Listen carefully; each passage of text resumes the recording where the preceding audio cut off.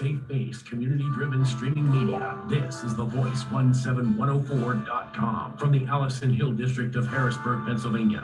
Now broadcasting community radio from Studio A and community television from Studio B on the Voice17104.com. Welcome, my brothers and sisters, to the Richard James Show on 17104, The Voice.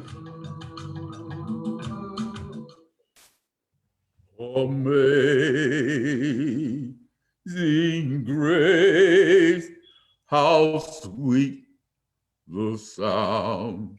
It saved a wretch like me. I once was lost, but now I'm found. Was blind, but now I see. Greetings, my brothers and sisters. Greetings and salutations. I'm going to raise up one of Pennsylvania's finest today. We're going to discuss the legacy and history of Robert P. Casey Sr. Robert B. Casey Sr., and I'm speaking in terms of my own view and interpretation, and also the views of many, many hundreds and thousands of people throughout the Commonwealth of Pennsylvania. For my money, Robert B. Casey is one of the greatest governors that Pennsylvania has ever had the pleasure to have as its governor. Unfortunately, illness struck Governor Casey, and he left here, I would say, before his time. I'm not sure exactly how old he was. I think around 56, 55, something like that. But I'm telling you, there's a thing that he did, and he said that, what did you do when you had a chance to do it? You talk about all the things that you're going to lift up in life. What did you do when you had a chance to do it? I'm going to start out reading a poem that I wrote for Governor Casey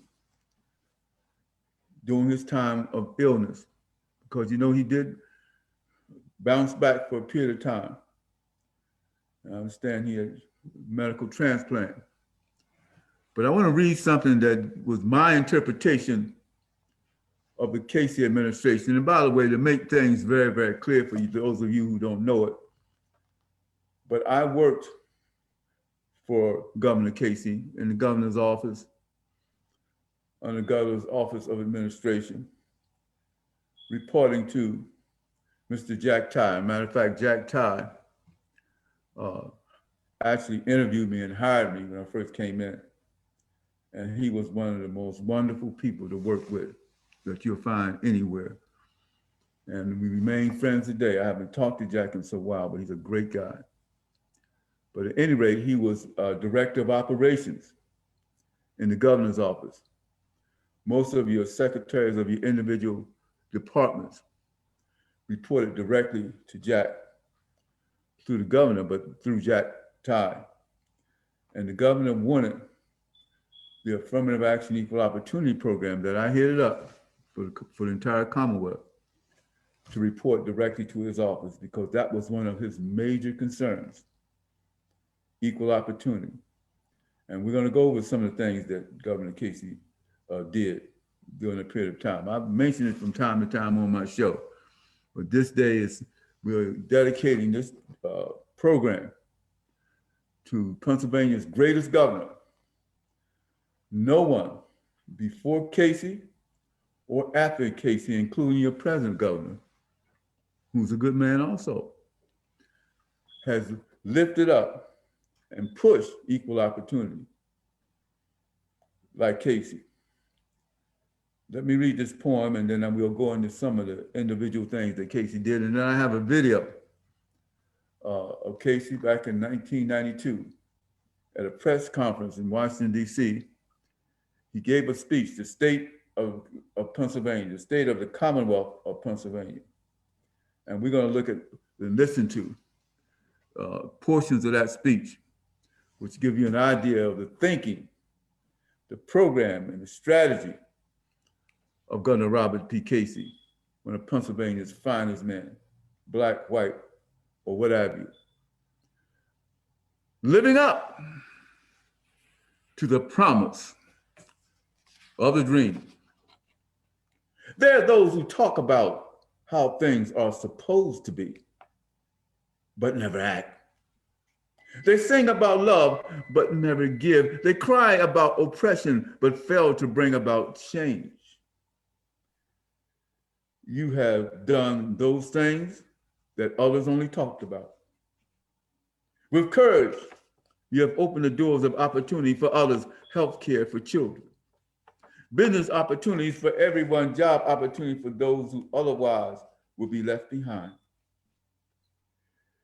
For your courage in facing a bigoted public and also a body racked with problems, set examples for all of us to follow. When your light was dim and we thought we might lose you and you leave this earth, you stood still with God. You stood tall with God as your guide. You continue to live and to live honorably. You still smell the roses and drink the water from mountain streams. You kiss your grandchildren and marvel at your son's success. Yes, there are those who talk about how things are supposed to be, but never act. You have replaced words with deeds. All men should share in God's word.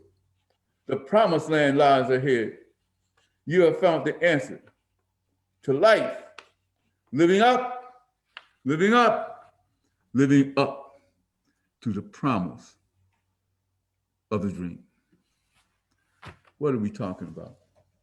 First of all, let's just clarify who Robert B. Casey is. An Irish American, similar to Mr. John Fitzgerald Kennedy, who was also an Irish American, but maybe I should say an Irish Catholic American.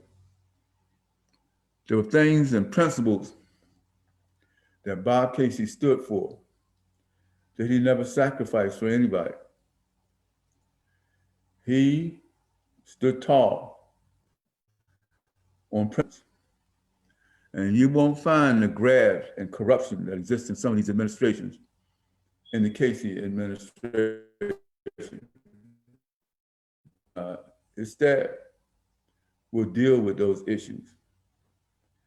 He was high on principles. Now, during the period of time when I worked in the governor's office, he did not believe that staff doing the job that I was doing should be involved in politics. And he did not allow me to participate politically. As much as I wanted to, I wanted to get out there and shake a tree for this great governor. But no, he did not want politics to interfere with the implementation of his program. And you see, equal opportunity and affirmative action was one of his greatest achievements and one of his greatest goals. He wanted to make sure that everyone was treated equally. And if you looked at his cabinet, there's no way that I can name all the people of color that he brought in. But one thing that he did, he created an African-American Advisory Council because he knew that he didn't have all the answers. He knew that there's no way that a white Irishman, Irish Catholic, will really know the problems that are felt by African Americans who have lived under systematic racism and discrimination all their lives. So he set up a council, African American Council. He also set up an Hispanic American Council. And at the end of his administration was in the process of putting together an Asian American Council. He wanted to make sure that people of color had a seat at the table. He wanted to make sure that he understood the issues and the problems that concern minorities. So what did he do? He went out and got some of the finest individuals, some of the most well-qualified individuals to work in his administration. Many of them in lead positions, like secretaries of individual departments. Some of them were deputy secretaries, some of them were specialists, but he went out using his staff to find the best people that he could find. Now, I was blessed because at the time when I was recruited, I was living in the great Northwest, and I loved it, I miss it, and did not want to leave it. But I said, well, here's an opportunity for me to come and work for a great man. At the time, I was very politically involved, believe it or not. And I'm gonna tell you straight up. I was president of an organization known as the Frederick Douglass Club. Frederick Douglass was the first African-American Black Republican in this country. He was an elite. He was a U.S. Marshal. He held many positions. He was also, and more importantly, an abolitionist. Well, I developed, founded, and led for several years the Federal Douglass Club. And the Federal Douglass Club still exists in the city of Seattle, doing a lot of good. But that was a Republican club. I had been a Democrat most of my life. My father was a Democrat, my mother was a Democrat. But the Republican Party reached out. He said, reach out and touch someone. He reached out and touched me, and so I became a Republican. But at the time, I had a good friend named John White Jr., who was a Democrat, who was a close friend of mine. John White and I worked together at the Philadelphia Urban League. I was deputy director of the Philadelphia League, and John White was head of the youth advocacy program there. And John reached out and said, Richard, he said, you want to come back home? I said, well, hey, I'm not that particular about coming back. I'm doing real good here in Seattle. He said, well, we got a great governor here who's trying to get some things accomplished, and he needs someone that help him to create, shall we say, a very effective equal opportunity affirmative action program and a minority business enterprise program. And I think you'd be the perfect person for that. I said, really? Okay. He gave my name to Jack Ty. Jack Ty was not only his lifelong friend, but he also was deputy director for operations. Jack reached out to me, and I came to work for one of the greatest governors I've ever known. While in Seattle, I worked for Wes Allman, who was the mayor of the city of Seattle. I was his director of affirmative action. Then later, Seattle is located in a county called King County. And while at King County, I worked for a man by the name of Ron Dunlap, who was the county executive, and then later Tim Hill, who was the county executive. And so I came there with some high-level credentials. I had earlier worked under the Schaefer administration in the health department as director of his equal opportunity program. So I came with some knowledge, some experience, some background. But let me tell you something. I had never seen anything like Governor Robert B. Casey. If I had to select all the people that I worked with throughout history, and I spent 50 years working throughout history, I don't think there was a finer man or a finer human being than Robert B. Casey Jr. Robert B. Casey was a physical person, very athletic. He didn't start out being sick. He loved sports. He loved to go out and do speed walking along the waterfront. I often remember running into the governor and his bodyguards along the riverfront.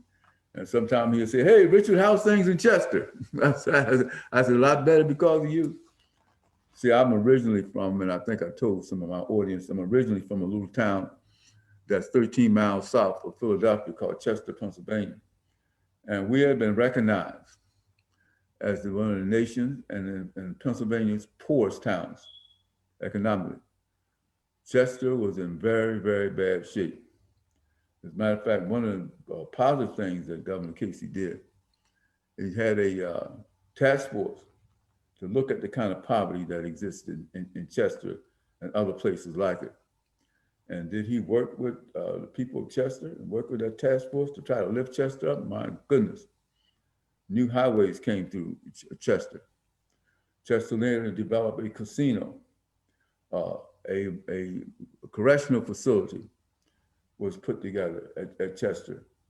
And a young lady by the name of Lethbridge was a Black woman, was the first superintendent for that prison in Chester, a Black female, African-American female, Mary Lethbridge, who is also one of the most well-loved and well-thought-of individuals.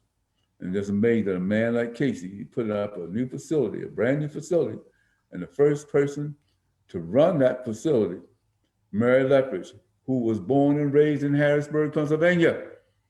The Lethbridge family has the Lethbridge Funeral Home in Harrisburg.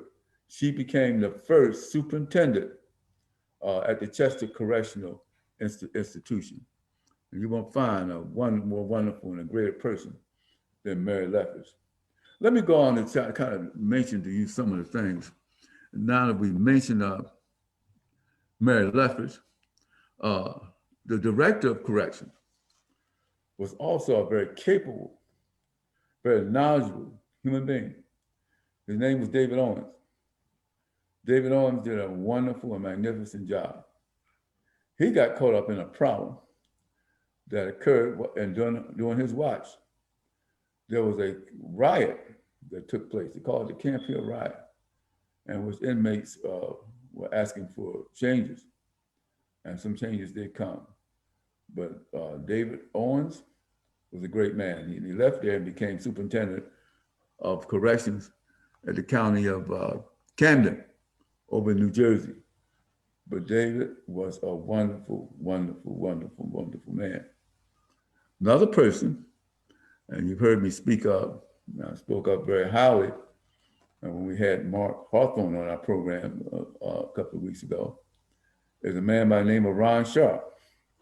Ron Sharp spent 35 years with the Pennsylvania State Police Department. He was the first African-American to be chosen as a state commissioner of police in the country. Ron was the first in America, and he was appointed by Robert P. Casey. And Casey not only was interested in social services, Casey believed in a balanced budget. He believed in counting your dollars and know where your dollars are going and where your dollars are being spent. And therefore, he became one of the best fiscal managers. So when I say this man was great, I'm not just saying that because of equal opportunity or any social work kinds of things that he did. I'm talking about the way the man governed the state. He governed the state and he governed it well. And one of the basic things that he did was to hire competent and very intelligent and very capable people, you know, who would do the job and would represent him and represent him well. Later on, we're going to go through some of the lists of some of those people that he hired. But now, back in 1992, at a press conference, Governor Casey gave an address, was the state of affairs of the Commonwealth of Pennsylvania. We're going to look at some of that video now, and then we're going to continue our discussion, and then we're going to close out with the visual. But right now, this is listen to and look at the late Governor Robert B. Casey. His legacy continues.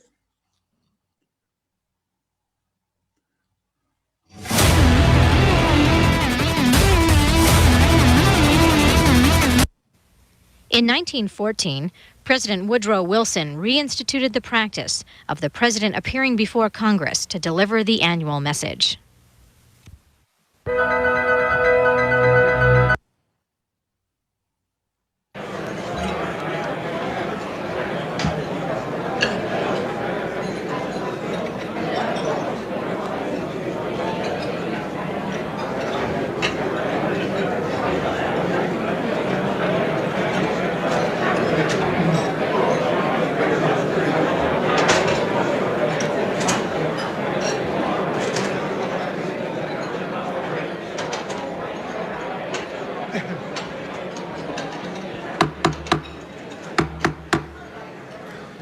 Good afternoon, and welcome to the National Press Club. My name is Greg Spears. I'm president of the National Press Club and a Washington correspondent for 3 Knight Ridder newspapers in Florida, the Tallahassee Democrat, the Braden Herald, and the News of Boca Raton. I'd like to welcome my fellow club members and their guests in the audience today, as well as those of you who are listening to this program over one of the more than 400 national public radio stations or watching on one of the 3,600 cable systems affiliated with C-SPAN. Before introducing the guests at our head table, I would like to remind our members of some coming events. On January 31st, this Friday, Pete Wilson, Governor of California, will join us. On February 7th, we'll have a joint luncheon with Ron Brown, Chairman of the Democratic National Committee, and Clayton Yiter, Chairman of the Republican National Committee. And on February 12th, His Excellency Süleyman Demirel, the Prime Minister of Turkey, will be here. Audio and video tapes of Press Club luncheons are available through the National Press Club Library or by calling 1-800-952-TAPE. I'd also like to remind our guests here today that if you have any questions, please write them on the cards provided at your table and pass them up to me, and I'll ask as many as time allows. I'd like now to introduce our head table guests and ask them to please stand briefly when their names are read. I also ask the audience to withhold any applause until I've read all the names. Beginning on my left and your right, Larry Wheeler, Gannett News Service. Dave Martin, Newhouse Newspapers. Pete Leffler, Allentown Morning Call. Harry Stauffer, Pittsburgh Post-Gazette. The Reverend William Byron, President of Catholic University. Robert Ashley, Executive Editor of the Center Daily Times. Ellen Casey, the wife of our speaker. Skipping over our speaker for the moment, John Peterson, Chairman of the National Press Club Speakers Committee. The Honorable John Murtha, United States Representative from Pennsylvania.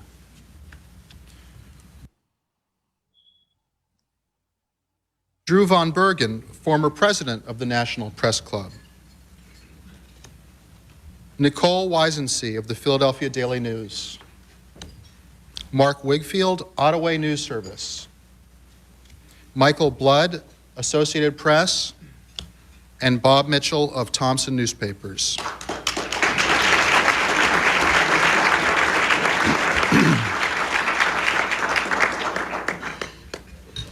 Our speaker today is the Governor of Pennsylvania, Robert Patrick Casey, though some know him as Spike.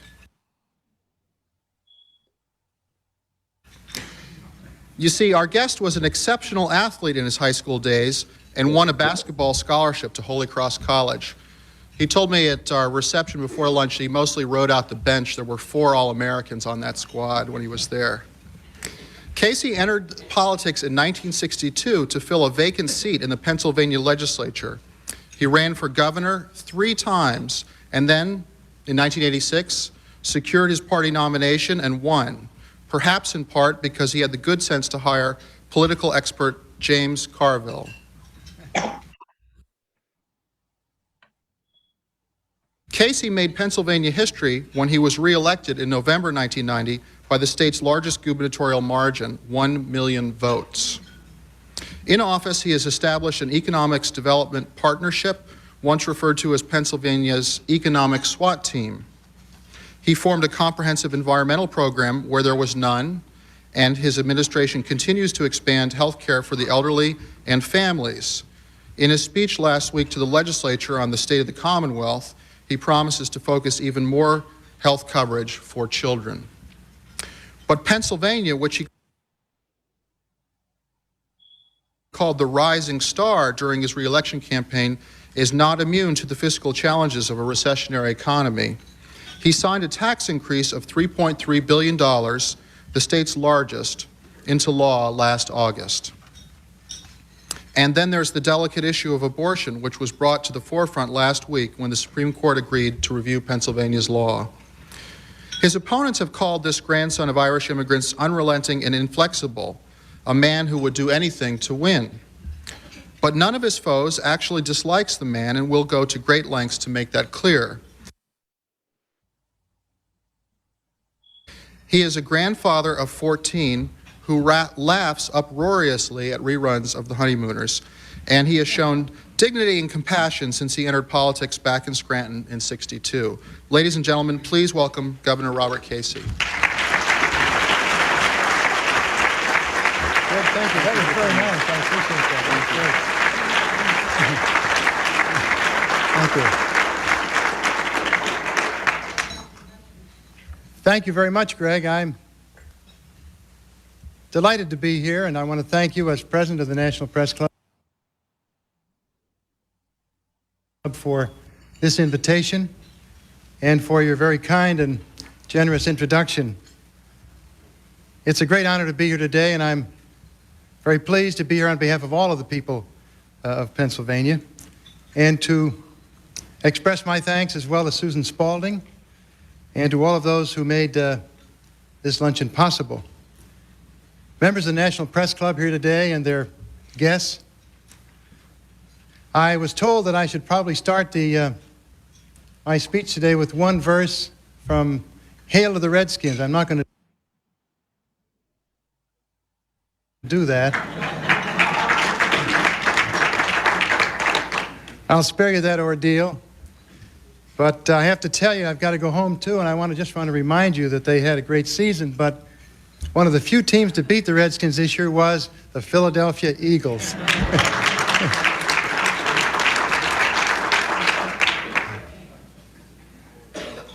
I'd like to talk to you today about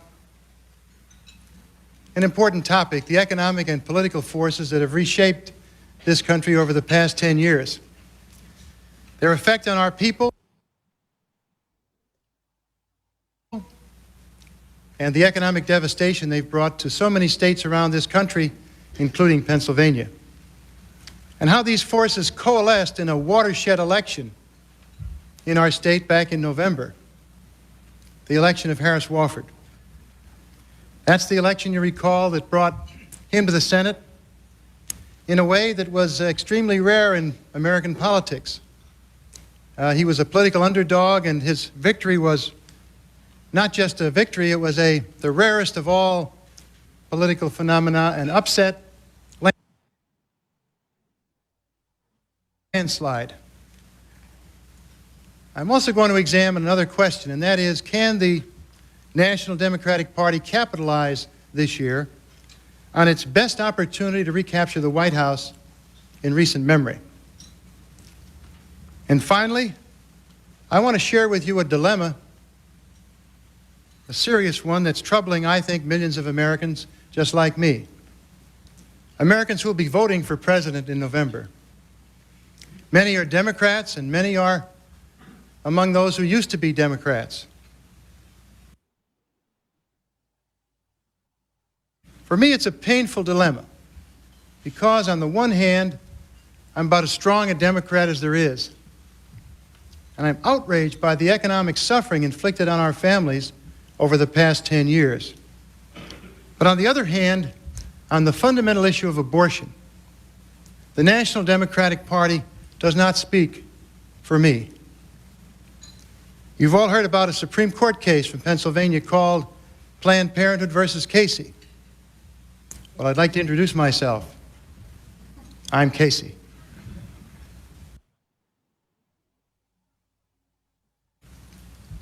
This issue transcends party.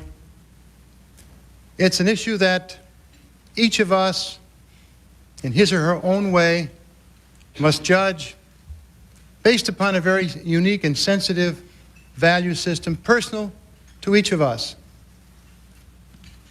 But before coming to these other points, I'd like to go back now to the Wofford election in Pennsylvania.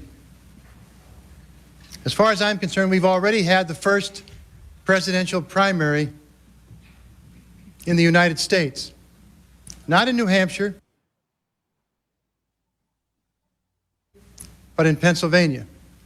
We had more White House people, the president himself on several occasions there to raise funds for Dick Thornburgh, the Republican candidate, and one after the other coming forward from members of the cabinet, more than they've had up in New Hampshire. It was really a high-stakes game, and the White House made that clear from the very beginning. And last November in Pennsylvania, all of that played out. That's when Harris Wofford, a political underdog, who was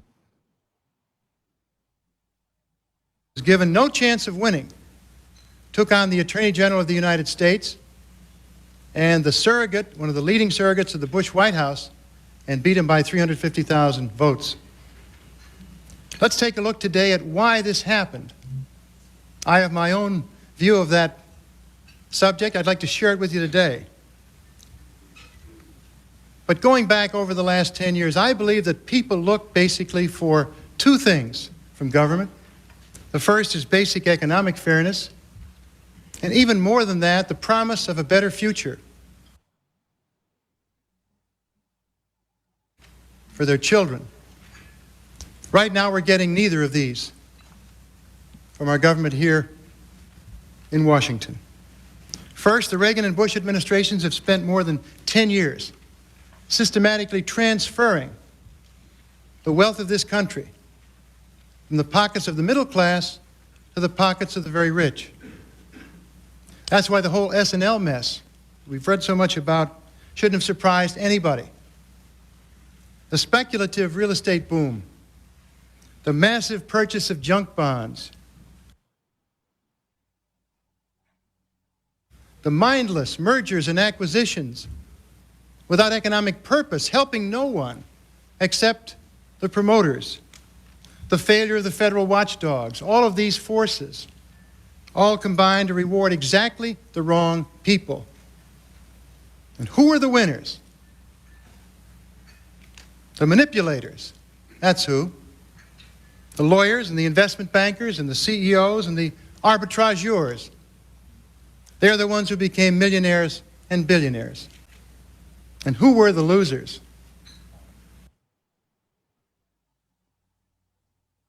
Most of the American people. The losers were the people who produce real things, like steel workers and machinists and tool and die makers. They're the ones that wound up in the unemployment lines.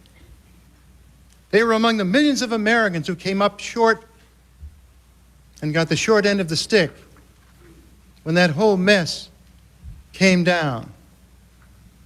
And the cost of that was not only staggering in terms of dollars, it cost us in terms of their confidence. Or I should say their lack thereof in the fundamental fairness of the system itself and how it affected them. And now the bills are coming due, and it's still growing. It's not over yet. Families all over America have got to come up with $500 billion in taxes. To bail out the failed projects and the failed institutions in just a couple of our states that resulted. This is money that should have been going to help the families of this country who really need it. And do an awful lot with $500 billion. Let's take another look at what's happening to the money of this country over the last 10 years. Studies show that income for the richest 1% of Americans went up 50% in that period, while real income for the vast majority of Americans, fully 80%, actually went down. And you recall all those tax breaks that were talked about by the White House, still talking about them? The wealthiest Americans got 3 times what the rest of us got. 3 times. And all of this is building up out there, beneath the surface, but it's there, and it's real. Today, most American families are only 2 or 3 paychecks away from disaster. And 2-worker households are now the norm for the average family. And 1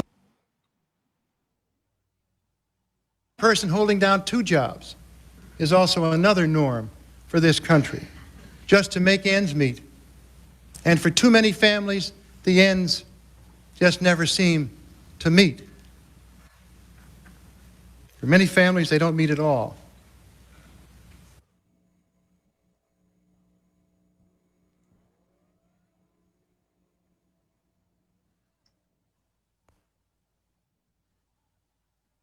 Have presided over a 10-year reign of economic ruin in this country that slammed the door in the face of the middle class people all across the United States. And then, of course, we have the deficit, the most obscene and bloated deficit in American history. They've spent and borrowed so much, the national debt has nearly quadrupled.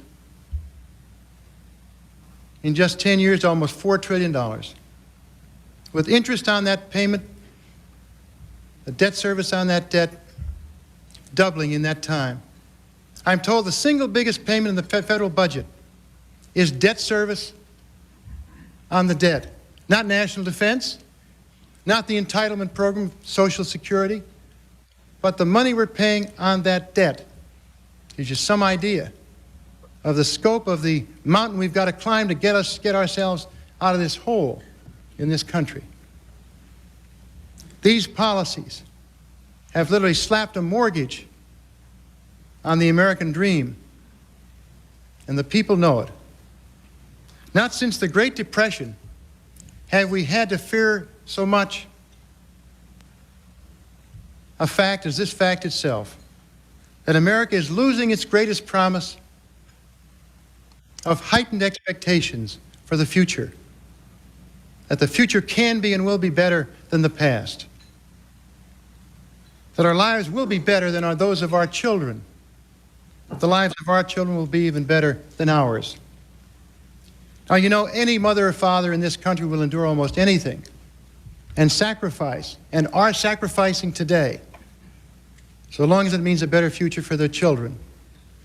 But you take away that promise, and what remains is bitterness and despair and anger. And all of these emotions and forces erupted in Pennsylvania last year. And you know something? They're still out there. Right now, today, all across the United States. It is this common belief in rising expectations for our children that binds us together. This is why we work hard, save our money, and educate our kids. And this, then, is the real threat, it seems to me, posed by the staggering national debt. It's the biggest reason why many of our children may not be able to afford a life better than ours. To make matters worse, from where I sit as a governor, the White House has declared war on the states.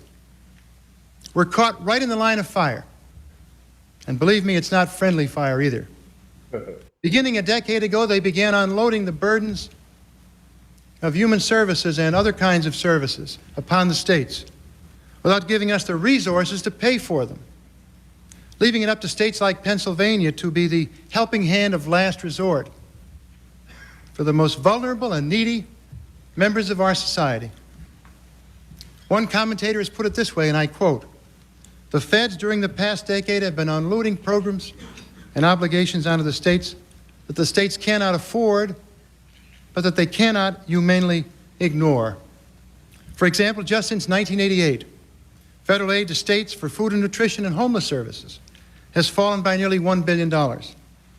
And contributions for urban and community and economic development have been cut by more than $2.5 billion.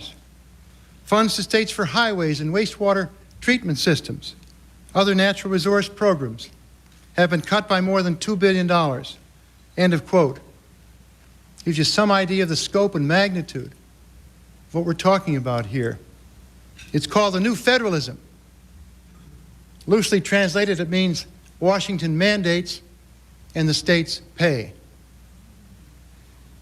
Safety net services, especially medical assistance. Any governor in this country will tell you that medical assistance and the costs associated with that program are literally bankrupting states all across the country. They're pushing the states to the fiscal brink. Caseloads are increasing because of the recession and showing geometric dollar increases because of the tremendous skyrocketing upward surge of medical care inflation. It's all driven by federal mandates in many cases and costly new federal regulations. Right now in Pennsylvania, we're adding 13,000 people every month to our medical assistance rolls. More than 200,000 people in the last 2 fiscal years have been added to that coverage. In Pennsylvania today, the state government is the largest underwriter of medical care after Blue Cross and Blue Shield. And what it costs for us for each person has increased by some 44% over the last several years because of changes in federal regulations. Now, many of the recipients of this program are victims of the recession, middle-class families, forced by radical cuts in pay or the loss of a job to reach out for help that never in their lifetime they thought they'd ever have to request. But now they do need help, and the states are the ones that have got to help them. And the states are the ones that largely are footing the bill for these services. Our total medical assistance budget, to give you an example, has increased by 150% since I became governor 4 years ago. It eats up 13% of our entire budget, a share that's 30% greater than when I took office. And now we're hit, of course, with a double whammy as this crippling and unrelenting national recession draws the noose around the states even tighter. Within the past few weeks, for example, and I just came out of the experience of working on this year's budget and at the same time preparing the budget for the fiscal year beginning next July the 1st. So I have a very contemporary sense of the pain in this process. Within the past few weeks, I've been forced to freeze for the current year some $400 million in spending from the current budget because of our concern about a revenue shortfall by year end, about 3% of our general fund budget. Now, you know, the federal government has a printing press to print money, but the states have got to balance their budgets every year. It's a requirement of our Constitution, and we're not alone. Over the past 12 months, 2/3 of the states have struggled with budget deficits. 29 states have slashed programs and services. 19 fired or furloughed state employees. And 31 states, including Pennsylvania, had to raise taxes. The story's the same all over the country. Makes no difference. Democratic governors, Republican governors have the same basic story. The bottom is falling out, and we see no end in sight. In the meantime, the White House is actually criticizing Democratic governors for raising taxes. And I've got to tell you that that goes down very hard, particularly in Pennsylvania, because we have worked very, very hard to keep our fiscal house in order, to build a firm foundation of steady and responsible fiscal management. Let me give you some examples. We have fought to keep control of government costs. In my first 4 years, they went up 22%. That is a very frugal record. The budget I sent over in 1990 was a 1.3% increase budget, the lowest percentage increase in recent memory. We didn't increase taxes for 4 years in Pennsylvania, and the 4 years before we didn't either. So 8 years of no tax increases. Not bad. Extraordinary, I think, when you look at what's happened to the states of this country. Instead, on my watch, we reduced business taxes by $150 million. And we had a long-standing debt to the federal government for unemployment compensation. It was a noose around our necks. We repaid that debt, and the effect of that in payroll tax saving for the business firms of Pennsylvania was $1 billion, the largest single business tax reduction or cut in Pennsylvania history. Over 3 years, $1 billion. We kept our state workforce down. We've run a very lean and tight ship. Today, we have fewer state employees per capita than any state in the United States, and fewer state employees than when I took office. Yes. This is a wonderful, wonderful speech being given back in 1992 by our former and our deceased governor, Robert B. Casey Jr. You see why he's such a great governor. He is a manager. He takes into account the health and welfare of his citizens. But getting back to us minorities, he also very, very, very concerned about the status of minorities in the Commonwealth of Pennsylvania. We, pardon the expression, are catching it in Pennsylvania. We have tremendous needs. Many of us are on welfare. Many of us don't have the resources to stay in power. We had an issue with the Bush administration, in which Wells Fargo ran some scams on terms of mortgages. And a lot of minorities were hurt by that. A lot of people lost their homes by that. And that was a situation that occurred back in the time when Casey was governor. And of course, Wells Fargo paid some millions and millions of dollars in restitution. But it was costing minorities, responsible minorities, a lot in order to continue to make it. Yes, there were a lot of programs and social programs that Brother Casey was really, really interested in. CHIP, they call it, healthcare for children. There's one thing that man did. You just heard him say he had 14 grandchildren. Well, that's no joke. He loved children. Now, he did not believe in abortion. He's Catholic. He didn't believe in it. But what he did believe is loving, taking care, and being responsible for your children and making sure they had the resources to live and to be prosperous and to be able to do something with their lives. I'm just going to throw out a few names of individuals that work with and for Governor Robert B. Casey and some of the positions that they held. Again, we'll mention John White Jr. John White Jr. left City Council in Philadelphia, where he was in line to become one of the first Black mayors of the city. And rather than that, he took a position as Secretary of Welfare. Secretary of Welfare during that particular time was the largest department in state government. And John White Jr. ran that department. We mentioned David Owens. David Owens was head of the Department of Corrections. There was Barton Fields.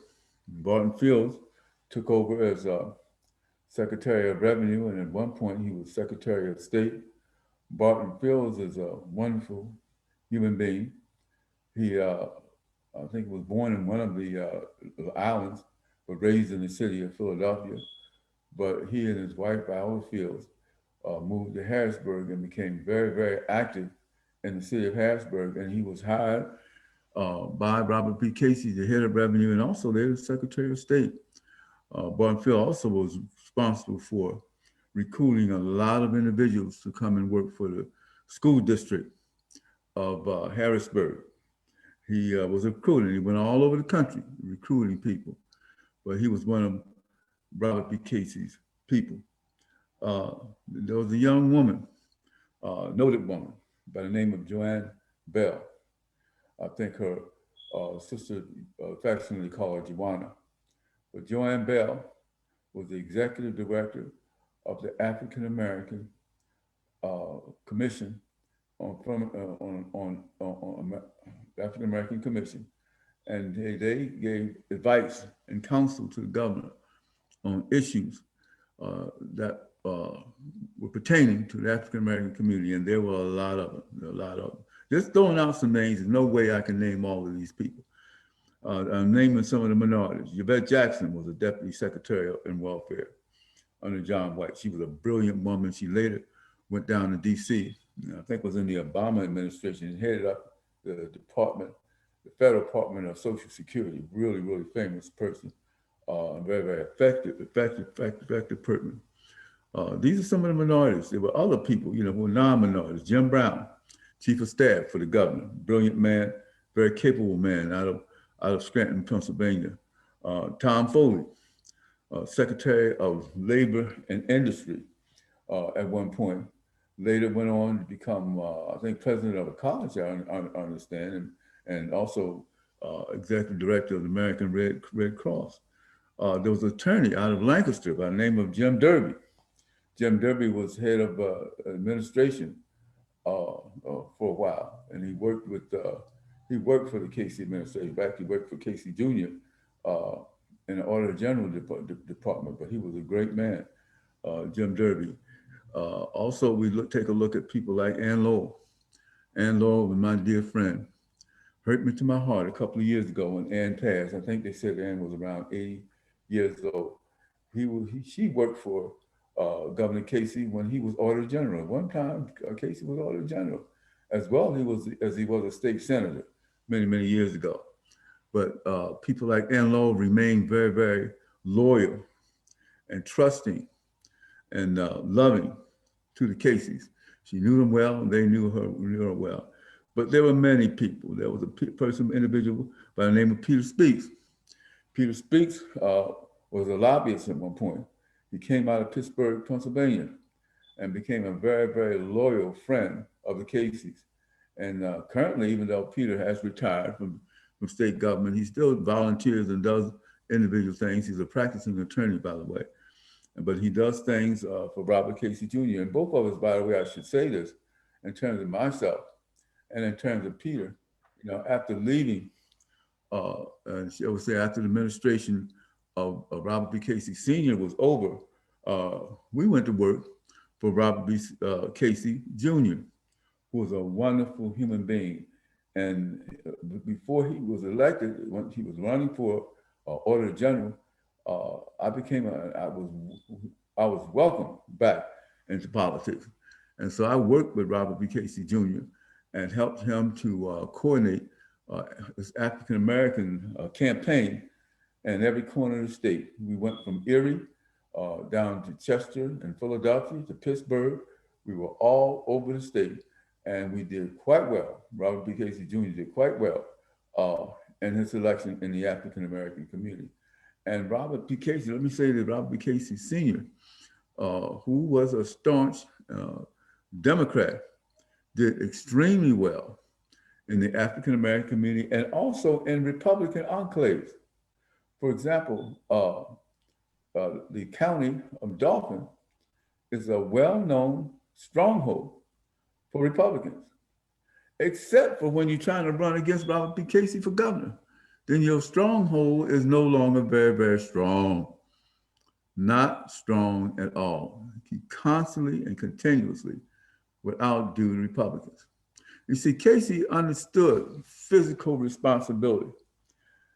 He knows how to get the most bang for his buck. In addition to be very socially sensitive and caring and wanting things to happen and occur for people, Casey was also physically responsible. And when he left office, or when his administration left office, they left, well, from what I understand, with a $500 million surplus. Casey constantly would leave a surplus.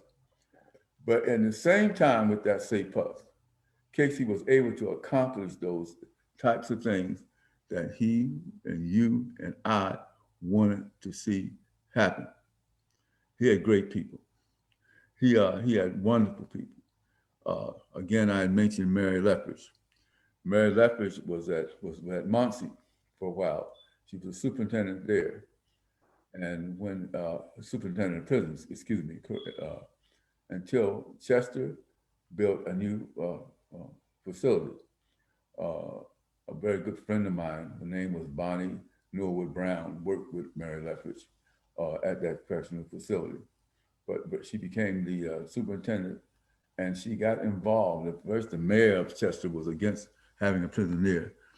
But once they got to know Mary Lethbridge Brown, they saw the value of having that institution in Chester. They saw the value of things because Mary Lethbridge got really involved in the city of Chester, and they love her. Since then, she's gone on to Washington State and also the state of Georgia, and was in some very strong and high-level positive position. You see, Casey didn't just hire folks. He loved to have diversity. He loved to have individuals from individual races and individual ethnic groups, but they had to be qualified, and they had to be technically sound, and they had to be getting the job done. And that's what they did. One other person, Brenda Mitchell, Dr. Brenda Mitchell, had her own firm, well known throughout the country, with her expertise in planning and in community affairs. And she was a deputy secretary, but she was a person that maintained the respect of everybody. She had offices in Philadelphia and offices in Pittsburgh. She was a great human being. Lot of individuals. There was a gentleman who was head of human resources who worked in the Casey administration and also worked for Casey Jr. as director of human resources. His name was Tim Holmes, and Tim died very, very young.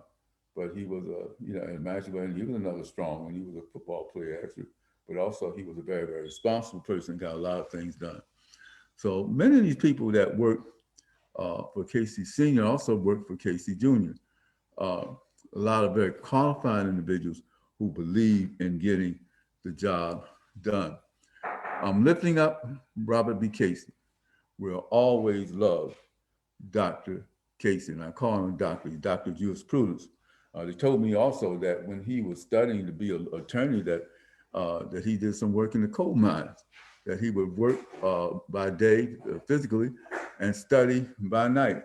The man was no stranger to hard work. He was no stranger to planning and doing things the way they should be.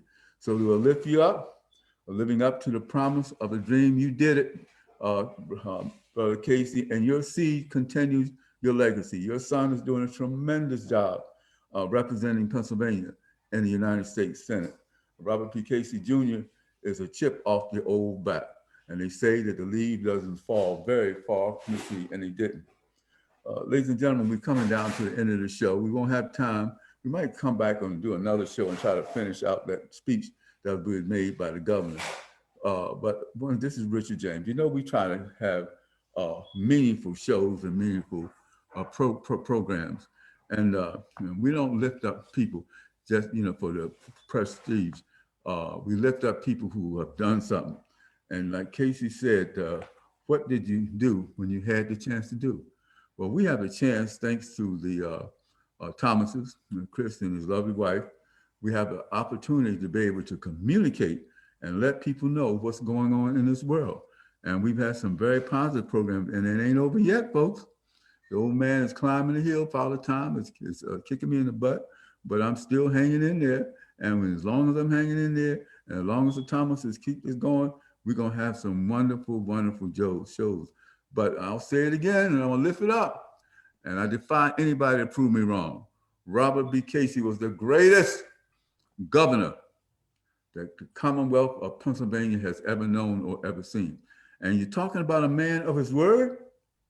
If Casey is for you, who can be against you? And he believes he's not like Donald Trump.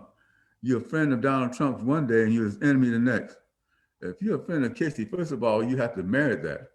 And there's reasons why you're his friend. So, you know, he will take care of you. So I'm gonna say this again.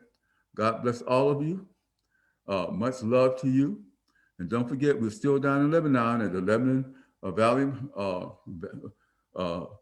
Market and at 35 South 8th Street. Come and see us, my friends. God bless you, and may heaven smile upon you and be gracious unto thee. Take care. Until next time, this is Richard C. James III signing off. Take care.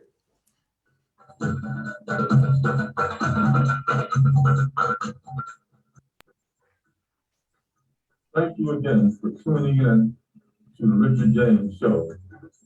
Our African and our African American programs are set up to educate you on what's going on in this world. And thank you for taking out the time to listen. Let us hear from you sometime also. So this is your neighbor and your friend signing off. And so I'll see you again next week and hear from you again next week. So long. God bless.